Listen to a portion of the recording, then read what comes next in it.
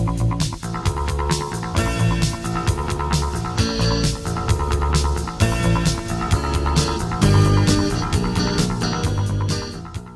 going to be shooting some videos here on my boat.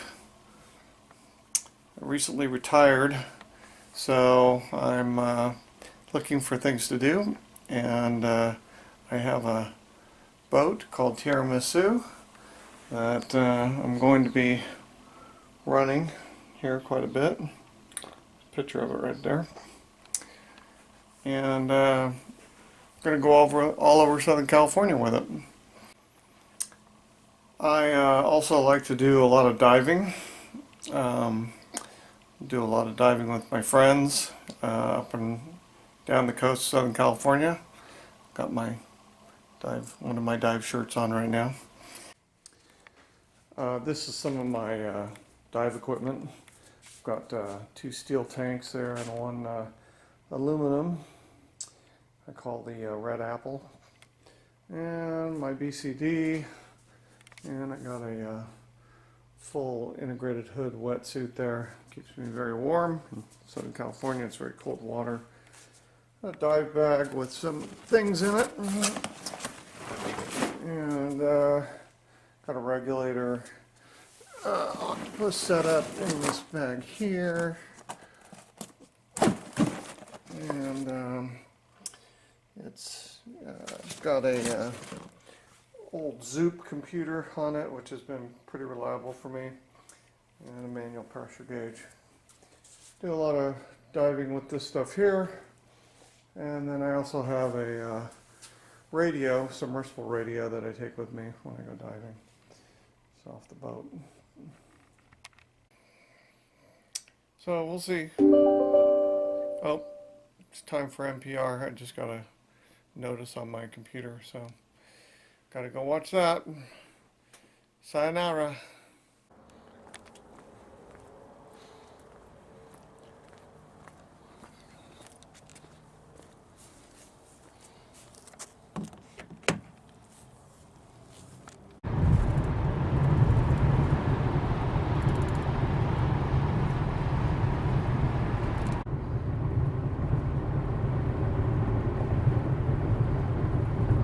I don't know if you can see that, but it's quite cold here this morning. Going through the canyon down to Laguna. We've made it. Infamous Shaw's Cove. Go meet my dive buddy here.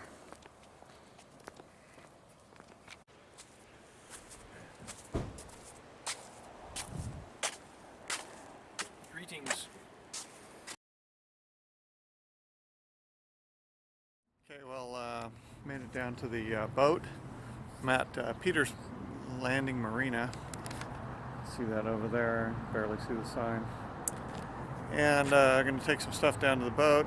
And diving was okay. Wasn't really great visibility-wise, but I had 9 divers, and we all stayed together and had a lot of fun. So sorry I didn't get any footage of it though. So I got a bunch of crap in the back here, and underneath my little lift up thing here, I've got a little cart that I got to pull out of there. These little carts are pretty cool. They, surprisingly enough, fit 2 scuba tanks just perfectly, and the weights, and they're sturdy enough to handle the weight. I use these quite a bit to haul stuff around, but not today. Light stuff today. All right, let's go to the boat.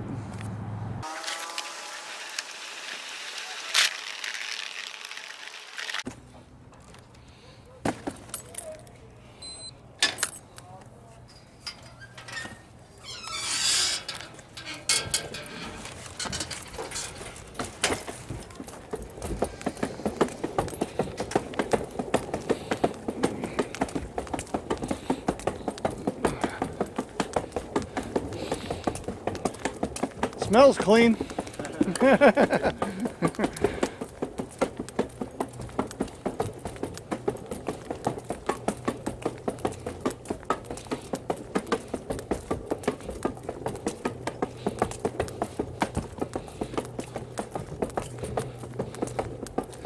So here we are, Tiaramisu. She's a 1997 Tiara 31 open, and I've had her for 13 years now. All right here in this slip, C155.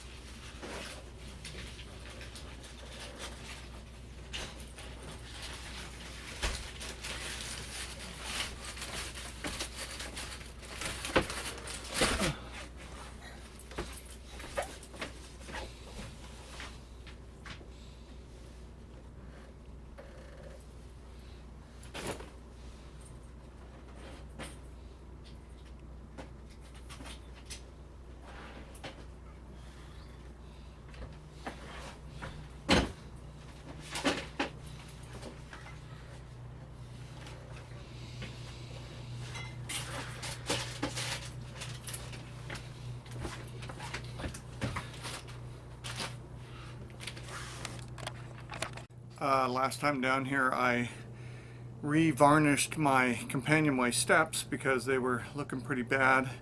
All the salt water had been trouncing in and out of the cabin while diving, and so I just wanted to take a look at it and see how they're doing. They look like they're pretty good.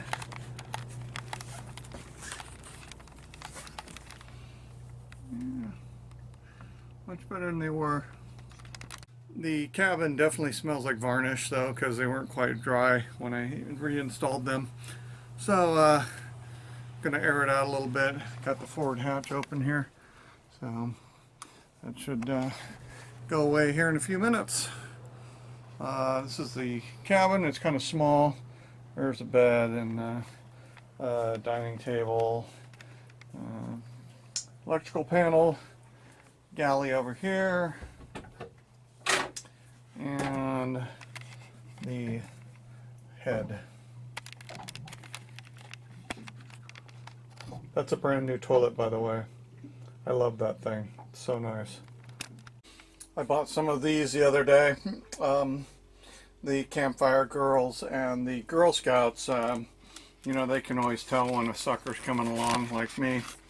And so, you know, they put on their smiles, and I melt and buy a whole bunch of cookies and, in this case, candy. But they sure are delicious. So buy stuff from Campfire Girls and the Girl Scouts. The dinghy on the boat is this 8-foot porta boat that I have here. And arguably it might be myself as the actual dinghy, because today, excuse me, today I actually forgot and left my BCD, my buoyancy compensator device that I use for scuba diving, in my garage. And luckily one of the guys that I was diving with had an extra one with him, and so I was able to still go diving today. But when you speak of dinghies, when I do things like that, I just think I'm just getting old. The little gray cells are leaving me. Anyways, on the actual dinghy, it has a little outboard motor that is right here. It's a little Yamaha 2.5 that I use, and it's been very reliable. And it has a couple of oars that I always take with me just in case. And the oars are sitting on a tank rack that we use for scuba diving. So the tanks fit in here, you know, like that, and this holds 4 of them. And then I have a some foam holders that I use in the cabin, and we put some tanks up there. We've had quite a few scuba tanks on this boat. I think we've had up to 14 at a time. It adds significant weight, and distributing that weight evenly is kind of important. This is the helm, and haven't made a whole lot of changes on this helm since I bought it. There is a Simrad GPS chart plotter right there, and an old Simrad radar unit, which has saved my life a couple of times, and a Simrad autopilot, which is quite old. The screen needs to be replaced, and a ICOM marine radio with DCS built in, which is very, very important. So whenever we're out and about, if there was a distress, I'd hit the distress button and it would send my GPS coordinates to the Coast Guard and let them know exactly where I was floundering about. And this is a B&G information screen. It's got sea temperature, speed over water, and depth. And we got some gauges here with the volts, hours, fuel, RPMs, oil pressure, water temperature, and the other fuel gauge. Throttles are over here. Transmission's over here. When I'm in close quarters and maneuvering, I just pretty much use these guys. They're a lot more handy than having to fiddle about with the helm wheel there, you know. But if I have just one engine, I'm usually going to call the Coast Guard, or not Coast Guard, but Harbor Patrol, to come side tie me and put me in the slip, because this particular boat's got a very wide beam, and with one engine it is extremely difficult to maneuver and bordering on dangerous. Well, no, it just is dangerous. So whenever I can, if I come in on one engine, which I've only done a handful of times, I usually just call the Harbor Patrol, and they're more than happy to side tie me and put me in the slip here safely. So on gas-powered boats, you know, before you fire up the engines, it's always a good idea to run the blowers. And in order to run the blowers here, I have to put power to the helm, which is these two switches right here.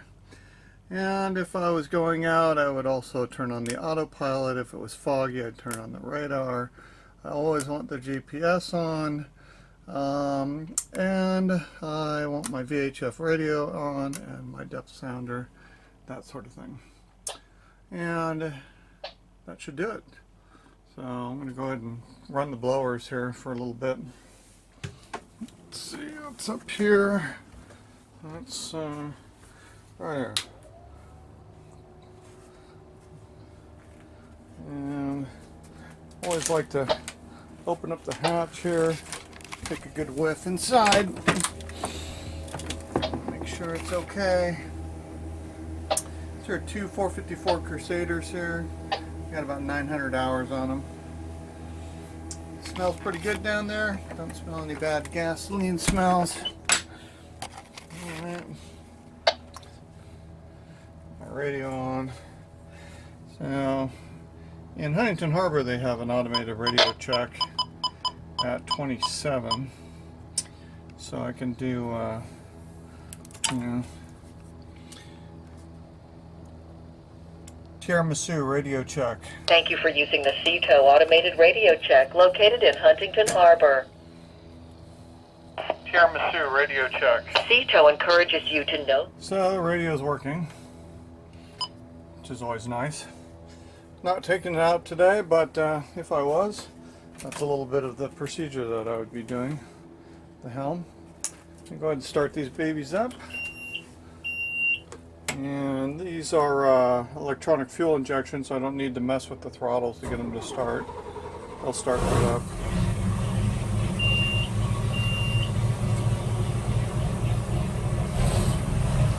And there they go. They're humming along. always like to check the exhaust, make sure nothing really bad's coming out of them. See what's going on. I don't see a lot of smoke or a bunch of icky stuff coming out of the water. Take a look over here. See a lot of smoke either. And it looks pretty clean.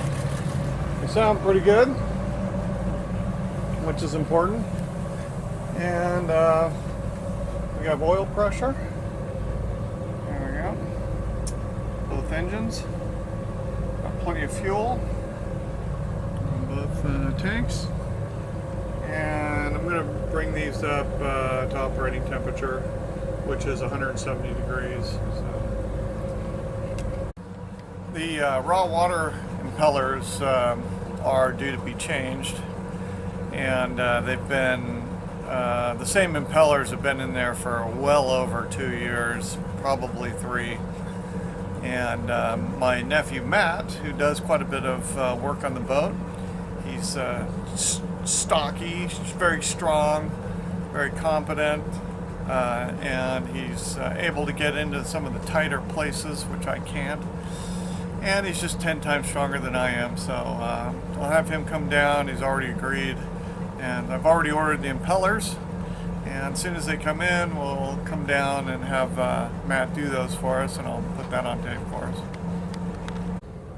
Slowly the temperature starts to rise.